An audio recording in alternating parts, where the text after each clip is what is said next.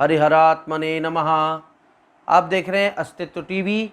मैं वेद शास्त्री आचार्य पवन दत्त 16 संस्कारों के अंतर्गत आने वाले सभी मौलिक सिद्धांत का वर्णन एवं उनके रहस्य जानना हमारे लिए विशेष उपयोगी है, क्योंकि 16 संस्कारों के अंतर्गत ही हमारा जीवन संपूर्ण रूप से चलता है, सजता है और संवरता है।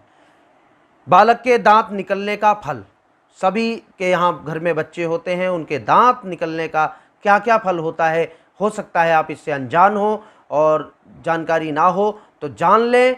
बहुत ही दिव्य विषय है और आपके लिए बड़ा उपयोगी है, हितकर है।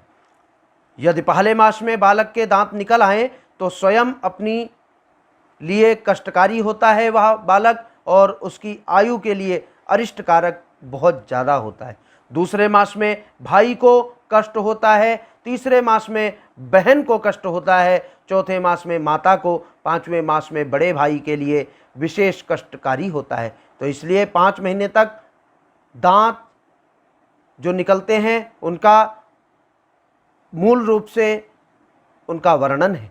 छठे मास में दांत निकले तो अत्यंत सुख प्राप्त होता है माता पिता एवं घर के सभी बंधु बांधवों को, और साथ साथ में छठे मास में दांत निकले तो अत्यंत सुख, 7वें मास में पिता को सुख होता है, 8वें मास में देह की पुष्टता मतलब शरीर प्रबल होता है और पौष्टिक होता है, 9वें मास में लक्ष्मी की प्राप्ति घर में होने लगती है, 10वें मास में सौख्य प्राप्ति, 11वें निकले तो अति सौख्य, 12वें मास में निकले तो विपुल धन धान्य की प्राप्ति होती है। यदि गर्भ से ही दांतों सहित उत्पन्न हुआ हो बालक, माता पिता को सुख विहीन कर देता है और वो बिल्कुल भी शुभ सूचक नहीं होता है।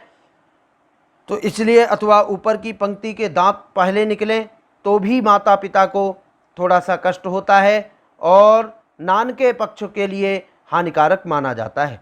यदि उपरोक्त अशुभ मासों में बालक को दंतोत्पत्ति की संभावना हो तो मृत्युंजय का जाप अवश्य करना चाहिए। गृह शांति एवं उचित दान आदि करके अशुभत्व का निवारण करना अति लाभकारी होता है, अरिष्ट की शांति होती है और सभी प्रकार से बालक के लिए गणेश भगवान के पूजन का अति उपयोगी फल बताया गया है।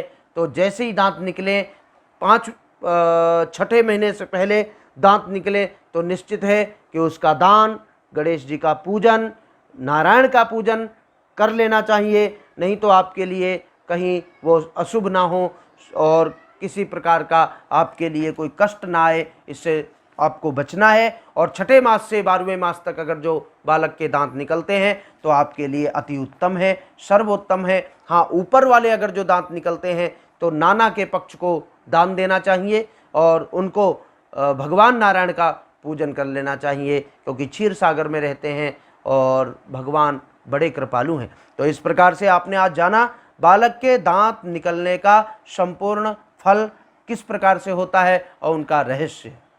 जय हो। पूजा को लेकर मन में है सवाल, किस विधि से की गई पूजा होगी सफल? पूजा के दौरान हो ना जाए कोई अनिष्ट, कहीं देवता हो ना जाए रुष्ट।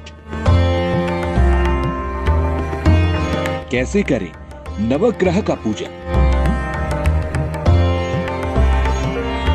हर उलझन का मिलेगा समाधान। वेद शास्त्रीय आचार्य पवन दत्त के साथ जानिए क्या है पूजा का सही विधान। रोज सुबह 11 बजे सिर्फ अस्तित्व टीवी पर।